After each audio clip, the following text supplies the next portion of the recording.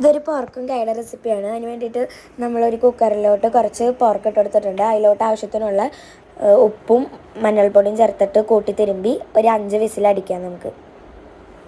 അത് നല്ലോണം വെന്ത് വരുമ്പോൾ നമുക്ക് അതിലോട്ട് കട്ട് ചെയ്ത് വെച്ച നേന്ത്രക്കായ ചേർത്ത് കൊടുക്കാം. പിന്നെ ഇത്തിരി മഞ്ഞൾപ്പൊടിയും കുറച്ച് ഉപ്പും ചേർത്ത് കൊടുക്കാം. പിന്നെ കട്ട് ചെയ്ത് വെച്ച സബോളയും മുളകും ചേർത്തിട്ട് ഇഞ്ചി വെളുത്തുള്ളി ചതച്ചതും ചേർത്തിട്ട് ഒന്ന് വിസിലടുപ്പിക്കുക. അപ്പോഴേക്കും നമുക്കൊരു ചട്ടി എടുത്തിട്ട് അതിലോട്ട് ആവശ്യത്തിനുള്ള വെളിച്ചെണ്ണ ചേർത്തിട്ട് ഇഞ്ചി വെളുത്തുള്ളിയും ചതച്ചതും സബോളയും ചേർത്ത് കൊടുത്തിട്ട് വഴറ്റാം. അത് നല്ലോണം വഴറ്റി വരുമ്പോൾ മസാലപ്പൊടികളായ മുളക് പൊടി, മഞ്ഞൾപ്പൊടി, മല്ലിപ്പൊടി, ഗരം മസാലപ്പൊടി, കുരുമുളക് പൊടി ഇട്ടിട്ട് നല്ലോണം മിക്സ് ചെയ്യാം. പിന്നെ കുറച്ച് വേപ്പിലും കൂടി ഇട്ട് കൊടുക്കാം.